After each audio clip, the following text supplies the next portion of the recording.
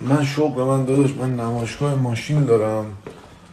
نمایشگاه منم اون مدل نمایشگاهی مثلا فکر بکنی الان 1000 تا ماشین توش هست اونجا، نه خدا شاهده 20 تا 30 تونه وانت اونجاست، 60 نفرم شریکیم.